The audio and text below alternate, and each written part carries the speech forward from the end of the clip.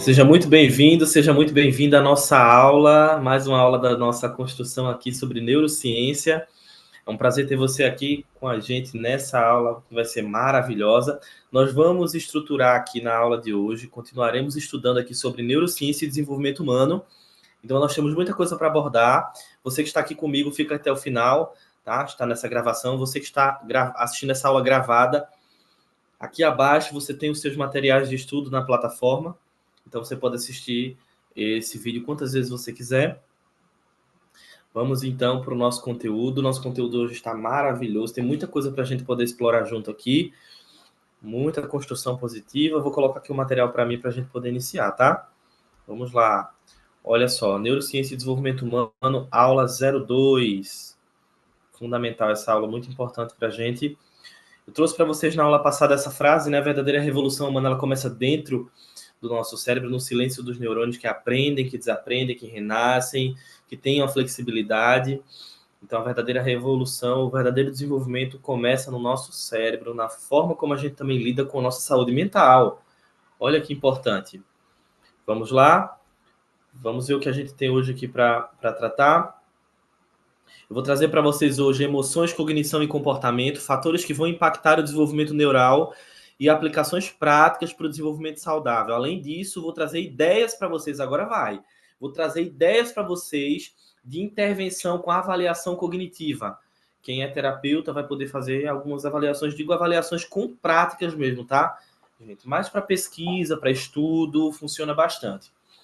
E também para intervenções específicas, certo? Lembrando que avaliações específicas, como avaliações cognitivas mais profundas, testes neuropsicológicos, só podem ser feitos por profissionais especialistas na área, neuropsicólogos, tá? Que são habilitados para isso. As ideias que eu vou trazer aqui para vocês são ideias de aplicações mais práticas, algumas práticas que estão voltadas para a área terapêutica, para práticas terapêuticas, certo? Basicamente essa estrutura que a gente vai ver hoje. Então vamos seguindo aqui. Deixa eu colocar aqui o nosso material mais para frente, pronto. Emoções, cognição e comportamento. Vamos falar sobre isso agora. Olha que material maravilhoso. Então nós temos uma integração entre a mente, o corpo e o cérebro.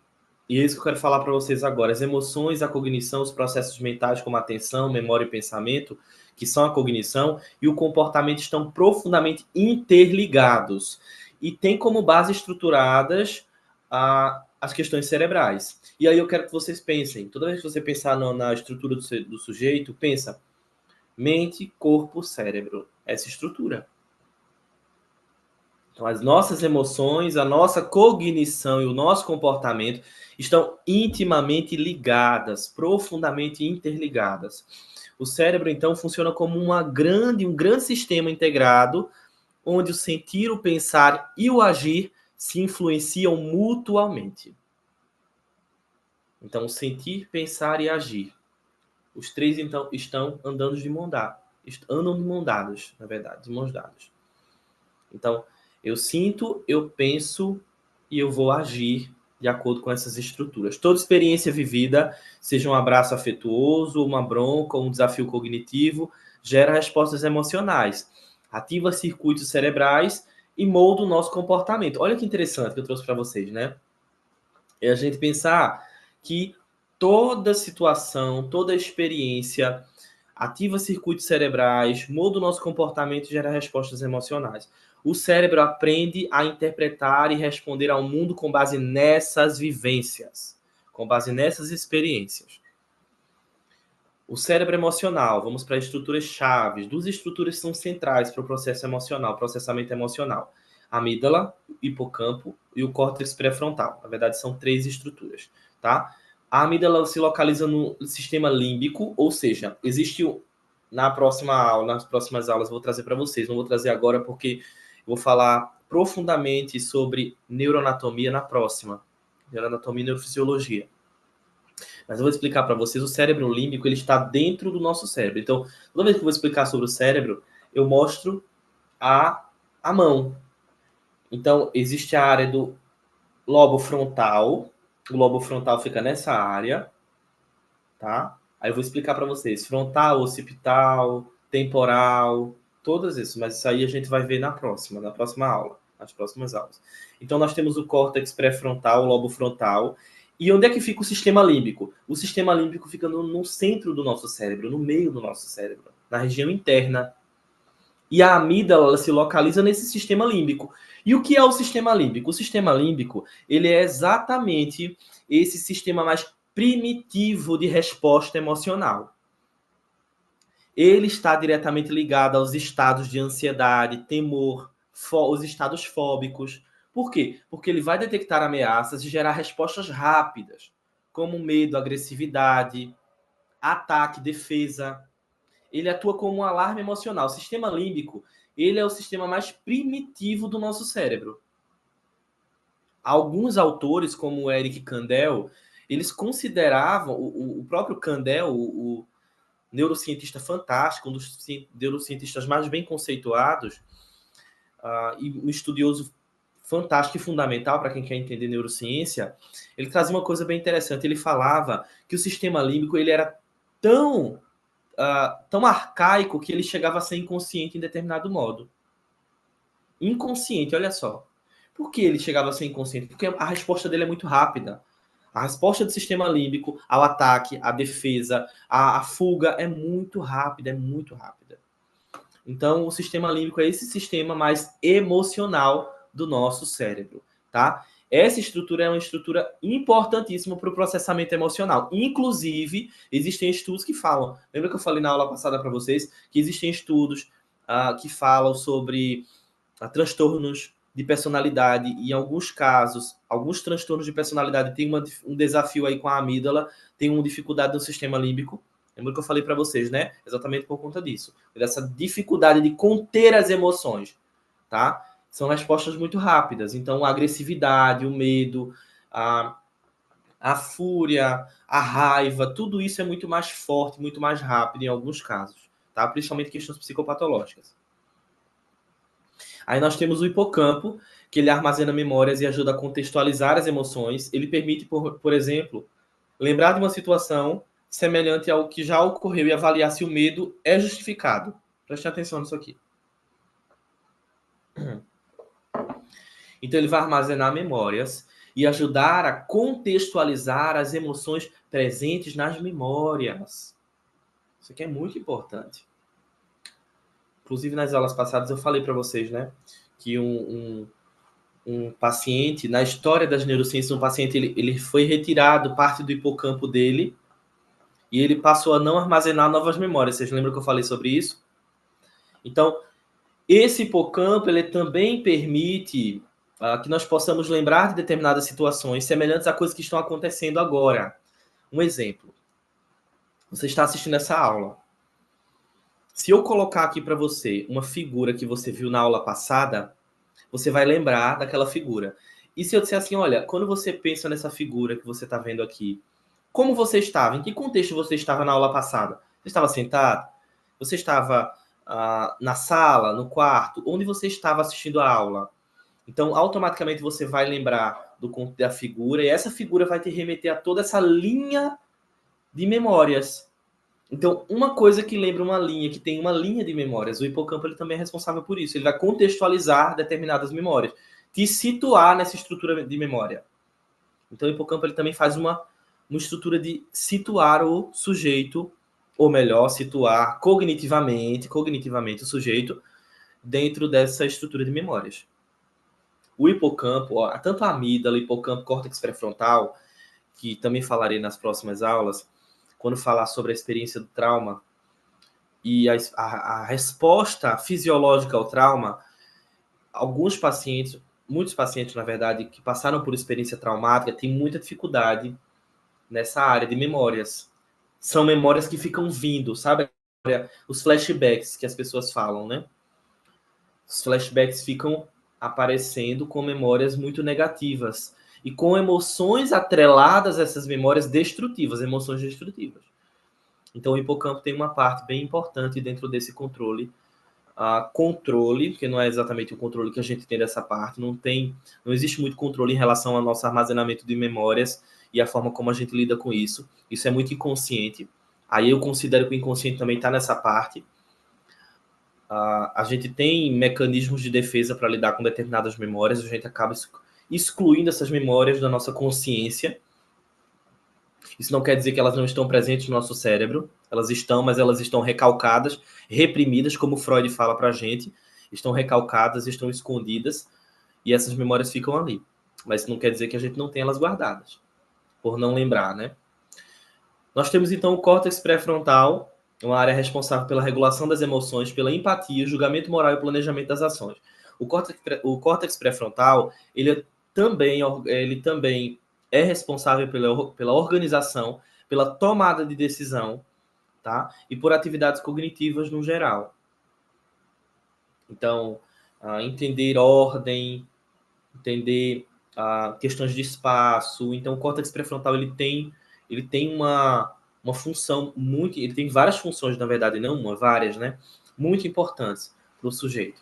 O córtex pré-frontal ele é responsável, então, pela regulação das emoções também.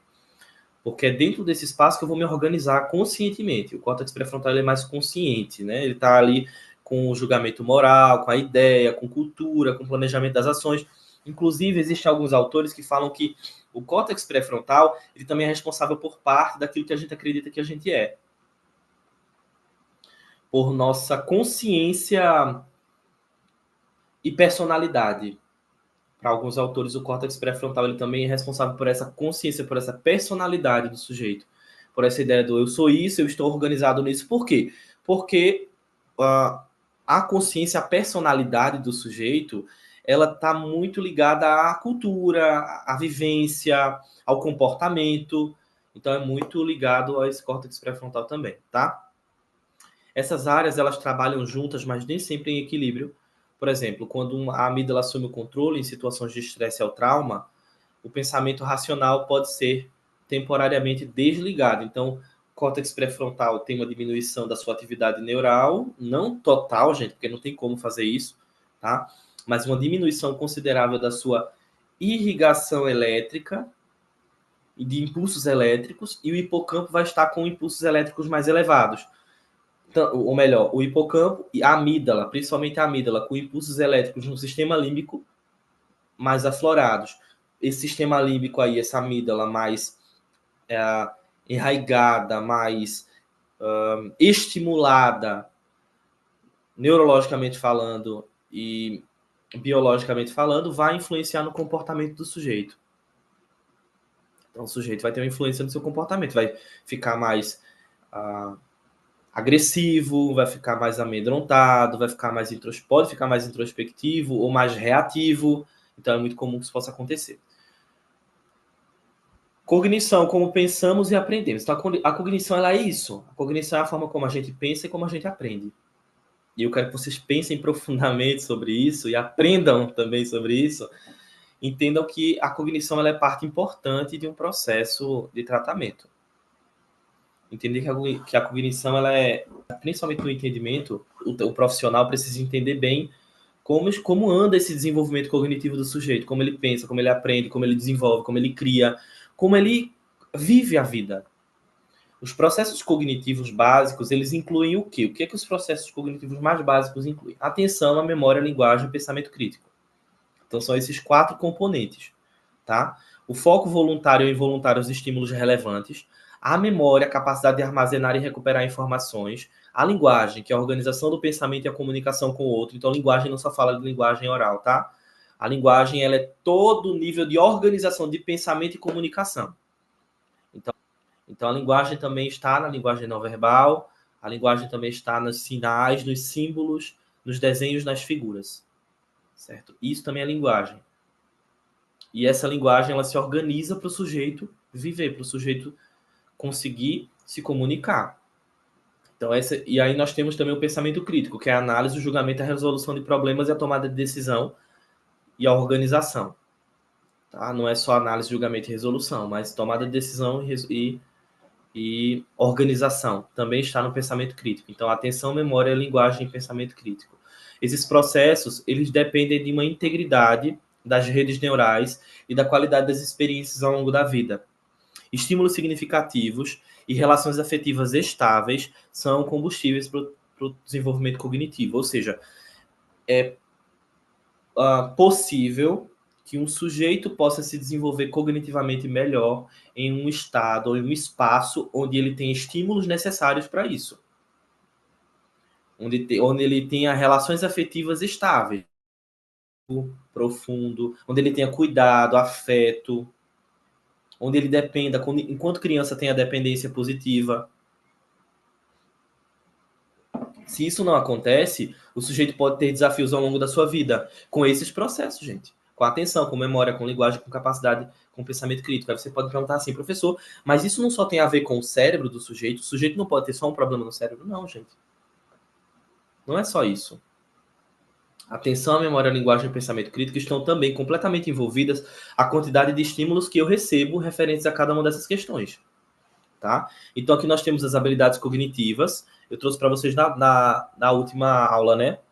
Trouxe isso aqui e mostrei isso para vocês. Então nós temos a antecipação, a percepção, a motivação, a inteligência emocional, a autorregulação, criatividade, raciocínio, memória, atenção, linguagem, compreensão, emoção, pensamento lateral, capacidade de abstração, previsão afetiva, planejamento, organização, aprendizagem e metacognição. Essas são as habilidades cognitivas, certo? Há muita coisa para avaliar no paciente, né? Para observar nos estudos com pacientes. E nós temos trouxe para vocês a previsão afetiva também, né? Ótimo.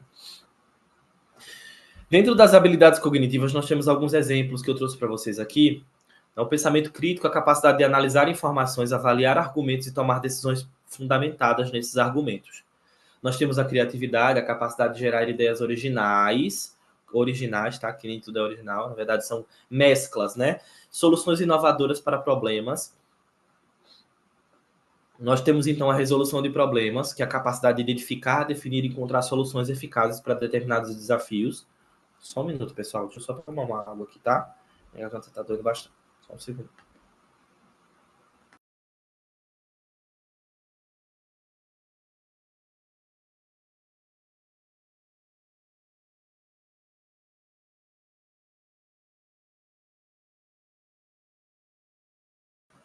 Certo. Vamos lá.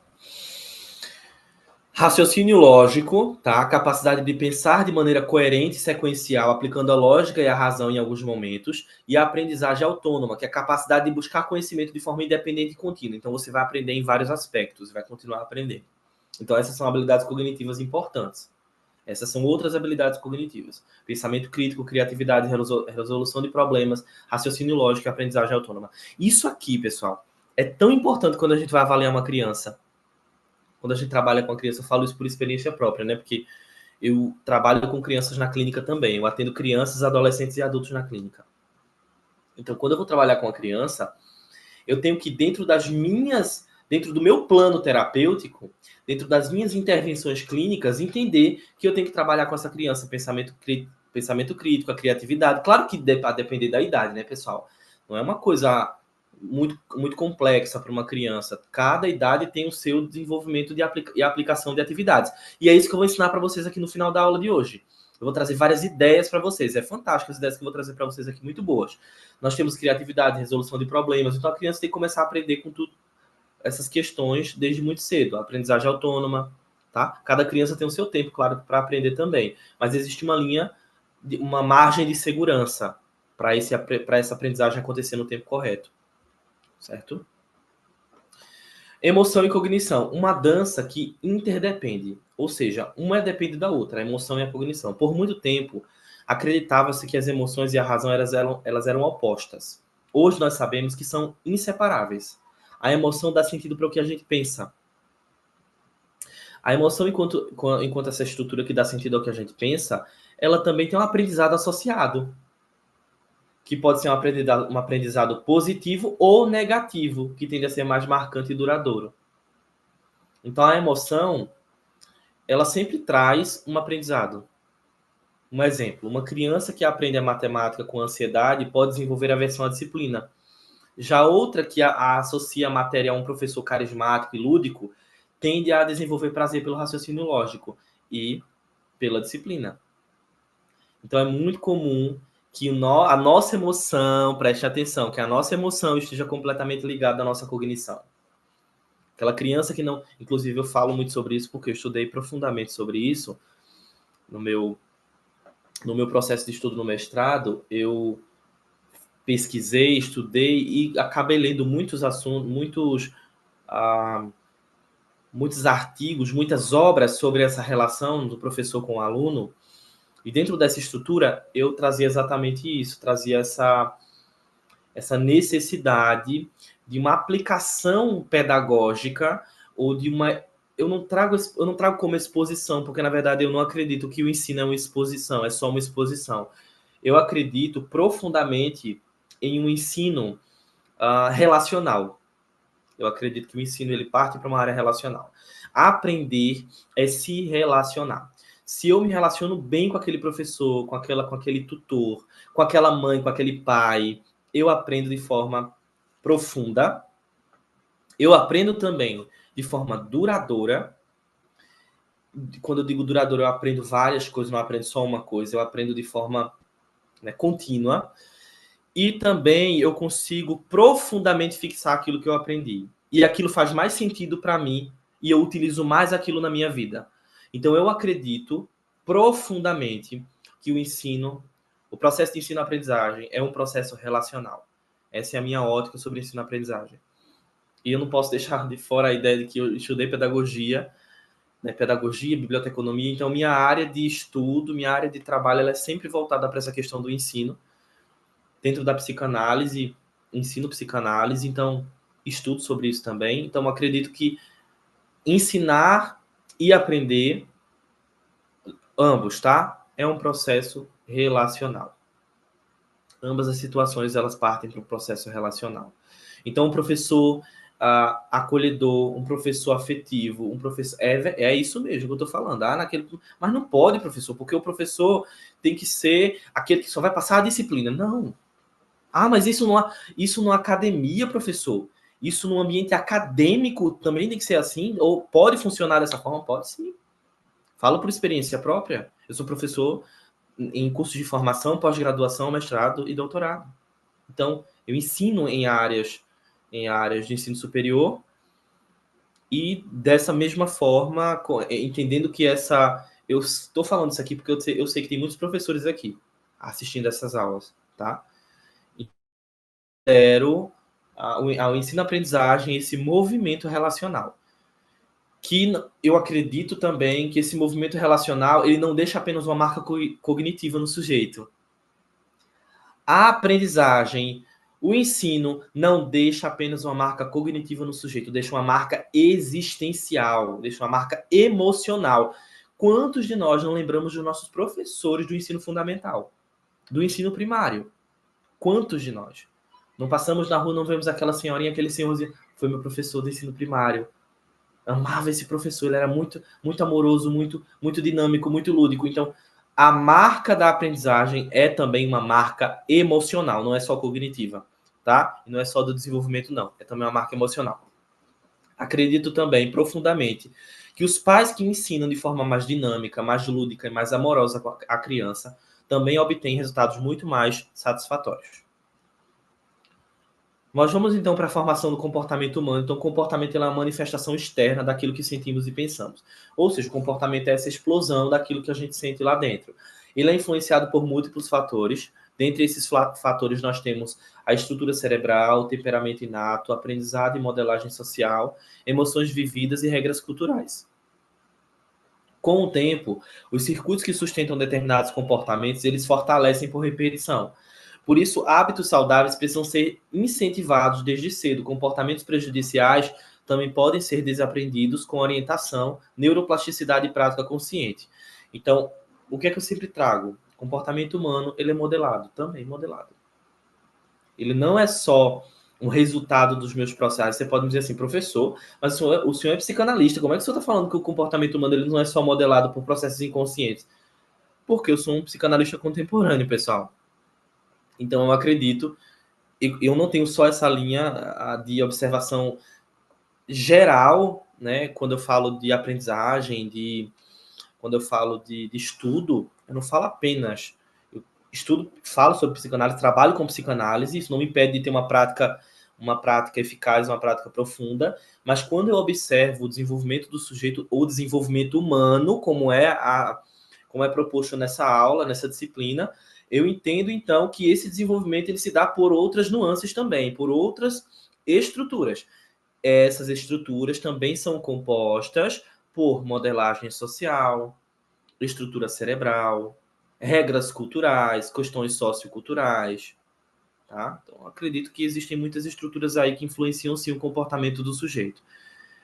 Pensando sobre isso, falando também sobre isso, a gente fala, então, da questão da experiência traumática. O sujeito tem uma experiência traumática que ele vai moldando o cérebro dele, moldando o comportamento dele, e ele tem expressões comportamentais muito agressivas, muitas vezes tóxicas, e essas expressões comportamentais elas são fruto desses múltiplos fatores. Certo? Nós temos, então, a regulação emocional e as funções executivas. Isso aqui é tudo neurociência, tá? Então, a capacidade de reconhecer e entender e gerenciar as próprias emoções é chamada de regulação emocional. Ela está diretamente ligada ao funcionamento do córtex pré-frontal e é essencial para resolver conflitos, esperar recompensas, lidar com frustrações e tomar decisões éticas. Aí eu vou trazer uma coisa que eu penso aqui, tá? Eu já falei sobre regulação emocional na FATEB. Eu tive, na verdade, um evento gratuito, um evento gigantesco online na FATEB. São as salas psicanalíticas.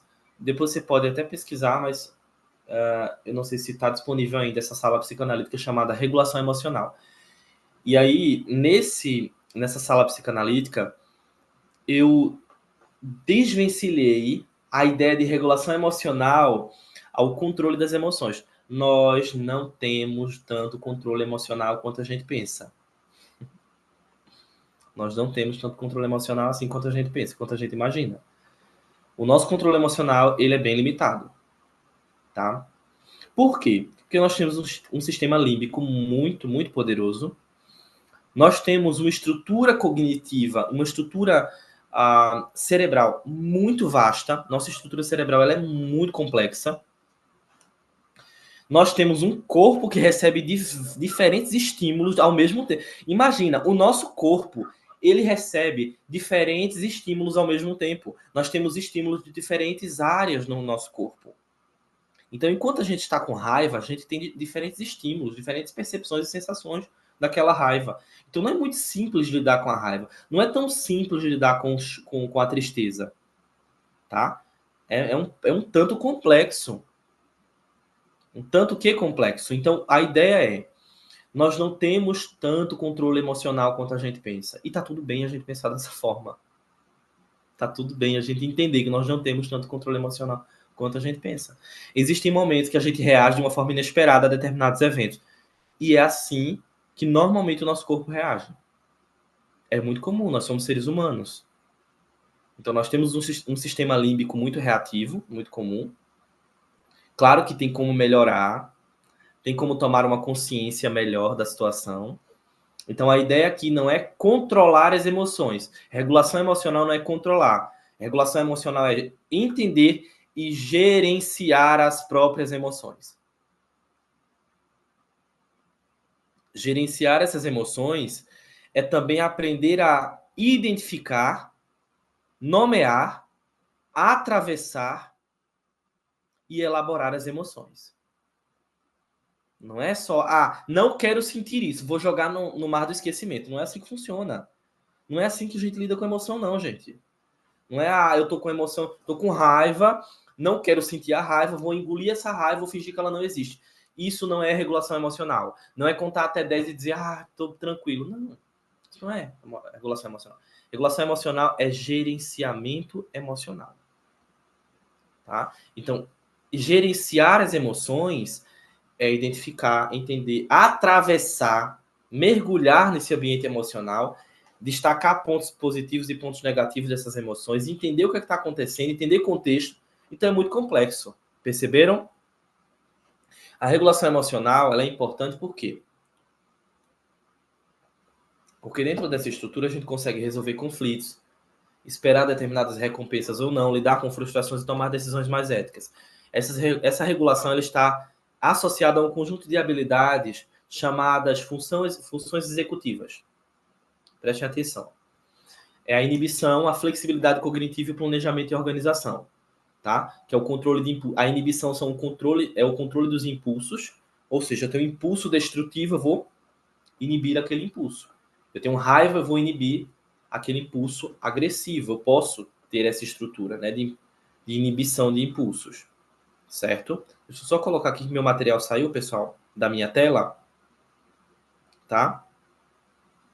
Pronto, voltou.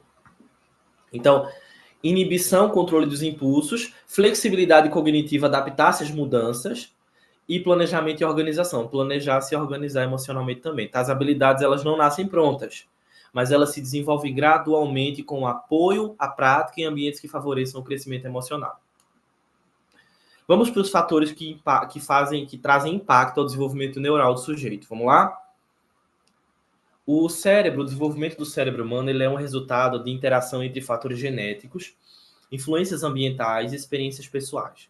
Embora a genética forneça o plano inicial, é o ambiente físico e emocional e social que molda ativamente e desenvolve ou não determinadas estruturas. Um exemplo disso, tá? Pode existir um fator genético específico para que uma pessoa desenvolva determinado transtorno, mas ela pode não desenvolver esse transtorno, porque o ambiente ele não foi aquele que ativou, porque normalmente é o ambiente que ativa. Aí você pode me perguntar, e onde é que sai essa ideia de que o ambiente que ativa? Isso se chama epigenética, tá? Nós temos os fatores genéticos, mas nós temos um estudo hoje chamado epigenética. Vou explicar mais para vocês daqui a pouco, tá? Isso significa que o cérebro ele é tanto programado biologicamente quanto esculpido pelas experiências. Nós temos, então, os fatores genéticos, o próprio DNA, que determina aspectos fundamentais da formação cerebral, como o número e tipo de neurônios, conexões iniciais nas áreas cerebrais, predisposição a certas características cognitivas e emocionais. Entretanto, a genética não é um destino fixo. A expressão dos genes pode ser modulada por fatores externos, um fenômeno conhecido como epigenética. Aí deixa eu explicar para vocês o que é epigenética, tá? Um autor... Vou mencionar esse autor nas próximas, porque eu vou falar muito sobre... Quando eu falar de neuroanatomia e neurofisiologia, eu vou acabar mencionando ele. Não vou mencionar profundamente aqui, só uma ideia, tá? Pincelando. O autor da epigenética, ele trouxe uma ideia bem interessante. Ele percebeu que existia uma estrutura no DNA, na célula, né, do DNA, muito importante. Essa estrutura, ela protegia a célula, tá? Toda e qualquer célula, essa estrutura protegia a ponto de manter essa célula viva. Como é que ele descobriu isso, tá? E por que ele descobriu isso? Enquanto ele pesquisava, ele fez uma retirada, ele retirou determinado material genético de dentro da célula. Ele fez a retirada desse material genético, de parte desse material. E a célula não morreu. Aí ele pensou, então a célula não morreu, se retirou parte do material genético, ou se colocou o material genético naquela célula, ela não morreu. Material novo, material genético novo. Mas aí, o que ele fez? Ele retirou parte da membrana dessa célula e ela morreu. E aí, o que ele começou a perceber? Que a estrutura que envolve a célula, ela é muito sensível. Ou seja, ela faz captação de muitas informações. E essas células, todas as células, pelo que o autor traz para a gente, ela tem uma série de estruturas nervosas, não nervosas exatamente, mas essas células elas possuem como anteninhas, de forma bem simples aqui para a gente, tá? Essas anteninhas, elas se comunicam com o ambiente, com os fatores ambientais, com aquilo que a gente faz, com aquilo que a gente não faz, com a forma como a gente leva a nossa vida. Isso é, então, epigenética. Eu estou falando de forma muito simples, tá? Mas eu vou falar para vocês de forma profunda nas próximas aulas. Então, a epigenética, ela refere-se a modificações químicas que ligam ou desligam genes em resposta ao ambiente. Quais são essas modificações químicas? Nutrição, estresse, qualidade de vínculos afetivos e experiências educativas. É isso mesmo que vocês estão vendo. Nutrição, estresse, qualidade, tá? Qualidade de vínculos afetivos e experiências educativas. Assim, o ambiente pode potencializar ou inibir inibir a predisposição genética ao longo da vida. Então, sim, existem pessoas que têm um fator genético para desenvolver determinado transtorno mental, mas não desenvolve por conta de questões ambientais. Outros desenvolvem facilmente por questões ambientais. Então, quais são as influências ambientais positivas? Experiências positivas estimulam o crescimento neural e fortalecem os circuitos importantes para a cognição e regulação emocional. Entre esses fatores, os mais benéficos estão o vínculo afetivo seguro, as crianças elas recebem cuidado sensível, tá, e responsivo, desenvolvem maior estabilidade emocional e habilidades sociais. Nós temos ambientes enriquecidos, esses ambientes enriquecidos eles fazem estímulos adequados, como brincadeira, leitura, música, exploração criativa, e favorecem a formação de redes neurais complexas. Nós temos a nutrição adequada, os nutrientes adequados, tá? E vitaminas são críticos para o desenvolvimento cerebral, especialmente nos primeiros anos de vida do sujeito. E aí nós temos as influências negativas ambientais. Fatores adversos podem prejudicar o desenvolvimento neural, afetando a estrutura e funcionamento do cérebro da criança, do adolescente e do adulto. Nós temos, então, o primeiro, que eu sempre falo, estresse tóxico. Quando o estresse é intenso, frequente e sem suporte emocional, como abuso ou negligência, libera-se uma quantidade excessiva de cortisol, que pode danificar neurônios e reduzir a capacidade emocional. Essa estrutura se chama estresse tóxico. Nós temos a questão de trauma precoce, experiências de violência, abandono, perdas significativas podem hiperativar a amígdala. Lembra que eu falei para vocês, pessoal? A resposta ao medo, luta, fuga, agressividade, vai hiperativar, vai hiperestimular a amígdala. Porque eu vou estar sempre ali estimulando aquela parte para fugir. Através do estresse tóxico também, pessoal. Porque a experiência traumática também causa estresse tóxico. Falta de estímulo. A privação de estímulo cognitivo e emocional nos primeiros anos de vida pode resultar em atrasos globais do desenvolvimento. Atrasos na aprendizagem, na fala, no comportamento, inibições, sintomas específicos, tá? Transtornos de aprendizagem, muita coisa voltada para isso também. A importância dos primeiros anos de vida. O cérebro ele é mais plástico e mais sensível nos primeiros anos de vida, como eu falei para vocês. Durante essa fase, chamadas de janelas de oportunidade, certas habilidades precisam ser estimuladas para que se consolidem adequadamente. Exemplos de janelas de oportunidade. O desenvolvimento da visão, sensível nos primeiros meses. A linguagem, até os 6 anos. Tá? A maior facilidade de aquisição da linguagem está até os 6 anos de idade. Então, a linguagem é ativamente ligada, ativamente modulada e também desenvolvida até os 6 anos de idade. O apego emocional no primeiro ano, os vínculos seguros são fundamentais para a formação de padrões de confiança e regulação emocional. E sim, primeiro ano de vida. O apego emocional ali no primeiro ano, na janela de oportunidade do desenvolvimento da criança. Aí nós temos as intervenções precoces, tá? Quando há riscos ou atrasos, tem uma maior eficácia, justamente por aproveitar essa plasticidade elevada e as janelas de oportunidade. Então, se você percebe que uma criança está ali com os seus 4 anos, os seus 3 aninhos, e está com alguma dificuldade, aproveita a janela de oportunidade e faz as intervenções necessárias, que vai trazer um resultado adequado, um resultado positivo. A educação formal e os valores culturais também moldam o cérebro humano. A escola oferece não apenas o conhecimento acadêmico, mas também habilidades sociais, emocionais e cognitivas essenciais para a vida em sociedade. Além disso, as narrativas culturais, como histórias, crenças e tradições, ensinam modos de pensar, agir e sentir, influenciando profundamente a organização mental dos indivíduos. Olha que interessante. Vamos agora para aplicações mais práticas para o desenvolvimento saudável. Vamos lá. A importância da prevenção e promoção do desenvolvimento. Então, compreender que o cérebro ele se desenvolve e é moldado pelas experiências nos leva à necessidade de atuar preventivamente, investindo em práticas que estimulam o desenvolvimento saudável.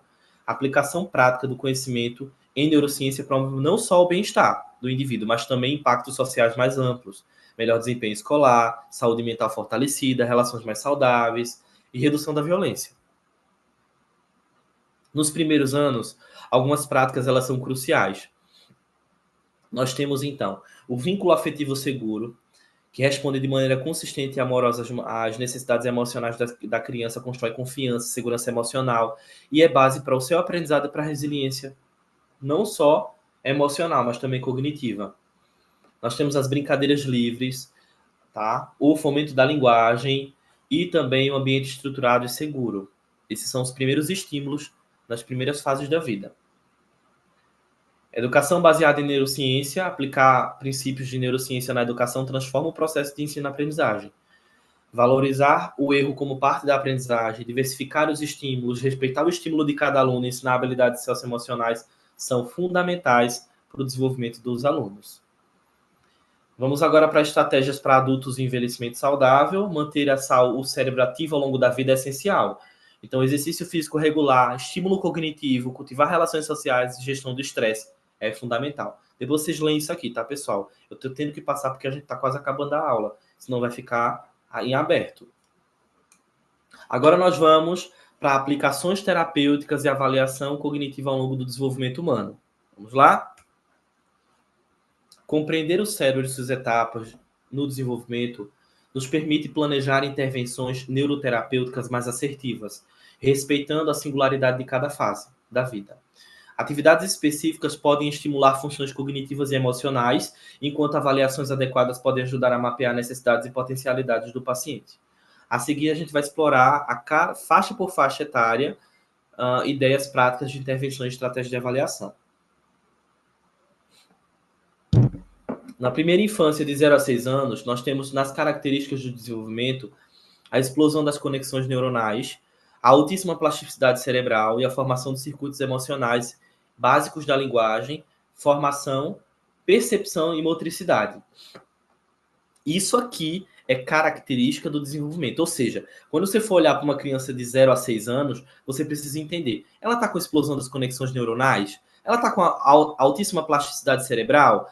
Possibilidade de aprender? Ela está aprendendo ativamente? Ela tem uma formação de circuitos emocionais básicos e questões básicas de linguagem, percepção e motricidade? Ela está com isso? Isso é a avaliação. E quais são as atividades e ideias terapêuticas para trabalhar com crianças de 0 a 6 anos? Brincadeiras sensoriais, caixas de texturas, brincadeiras com água, com areia, com massinha de modelar, para estimular o tato e a percepção. Jogos simbólicos, brincar de casinha, faz de conta, trabalhar a criatividade e a organização do pensamento. Isso aqui, normalmente, isso aqui é para crianças mais jovens, brincadeiras sensoriais. Depois nós vemos jogos simbólicos, porque a gente tem de 0 a 6 anos, né? Jogos simbólicos ali entre 4 e 5 anos. Brincar de casinha é muito comum. A criança começa a brincar de casinha. De 4 a 6 anos a criança já começa a brincar nessas estruturas. 5, 6 anos a criança já começa com histórias e interações. Livros ilustrados, contação de histórias com perguntas simples para estimular a atenção em linguagem. Atividades motoras finas, encaixar bloco, montar quebra-cabeças, grandes para coordenação mão-olho. Ok? Então, essas atividades também são importantes. Isso aqui é tudo indicação para vocês. Aqui nós temos dicas de avaliação cognitiva para crianças de 0 a 6 anos. Só um minuto, pessoal. Só um segundo, tá?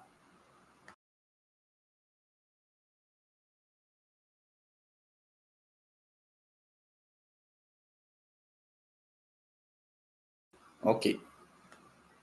Aqui nós temos a observação lúdica, avaliar a atenção compartilhada, segue o olhar, compreender a compreensão de comandos simples e a capacidade simbólica, o faz de conta. É tudo observação.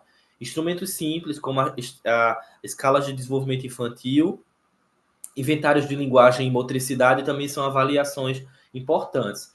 Atenção e memória, jogos de sequência simples, imitando gestos, repetições de sons e cores. Isso aqui tudo é importante. Isso são dicas de avaliação cognitiva para crianças de 0 a 6 anos. Claro que isso aqui vai ter que olhar, né? Vai ter que observar. É uma criança de 5 anos, aplica tal coisa. Uma criança de 4 anos, aplica tal coisa. Então, eu estou dando de forma geral, tá? Se vocês quiserem, na próxima aula eu trago ideias mais específicas, eu posso trazer também.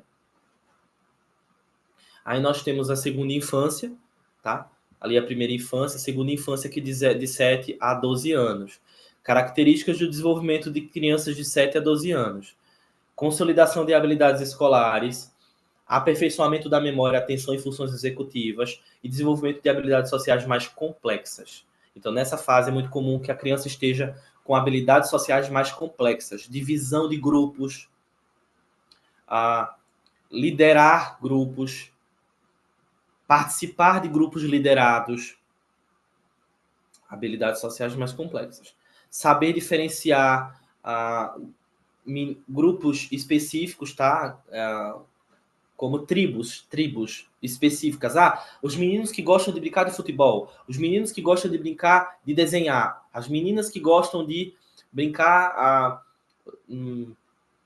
de queimada, as meninas que gostam de brincar de vôlei. Então, conseguem se diferenciar nos grupos, conseguem integração em grupos mais complexos, tá?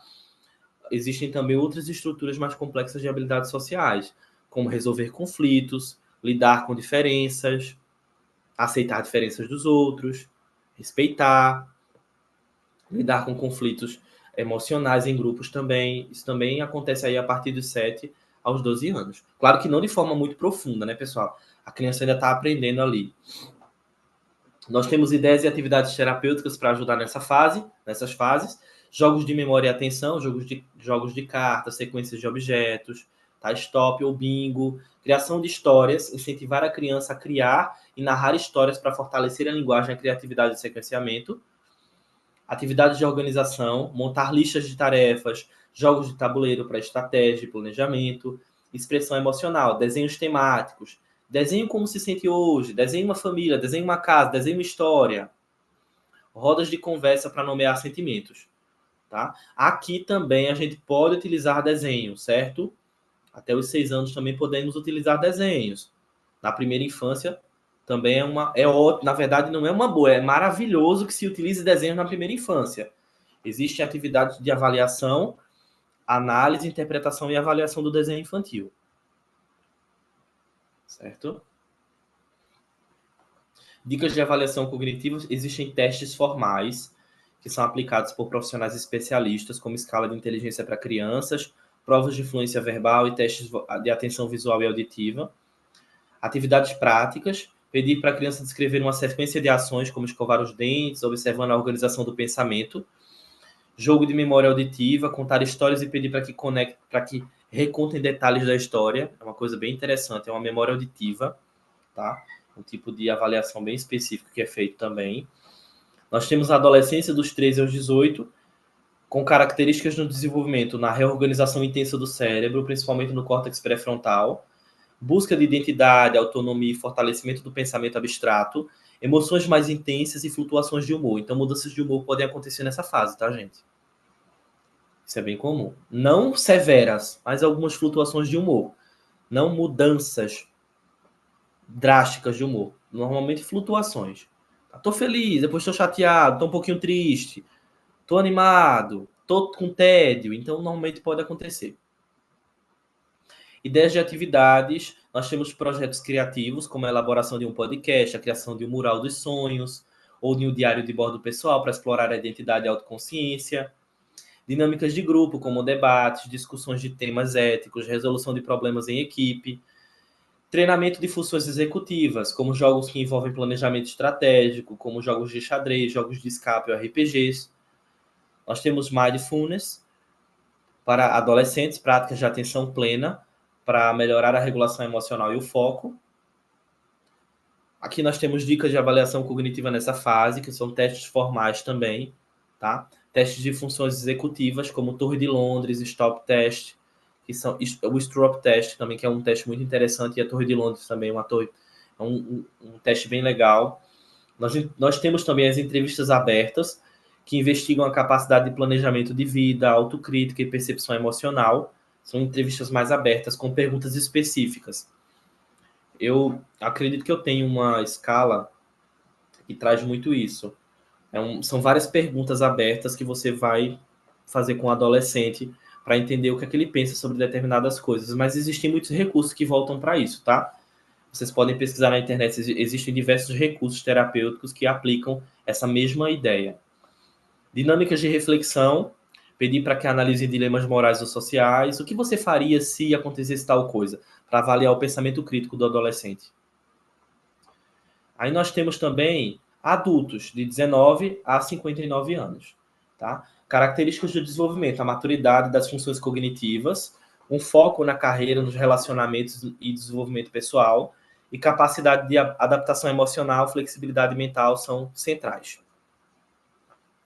Ideias de atividades terapêuticas, metas e planejamento de vida, construções de planos de ação, metas de curto, médio e longo prazo, estimulação cognitiva ativa, aprender novos idiomas, trocar instrumentos, resolver quebra-cabeças desafiadores. Nós temos gestão emocional, terapia de esquema, mindfulness, também para trazer aí uma questão mais avançada, técnicas de autorregulação emocional, programas de reestruturação cognitiva para trabalhar padrões de pensamento disfuncionais, tá? Então, nós temos padrões de reestruturação, bem interessante essas atividades, né?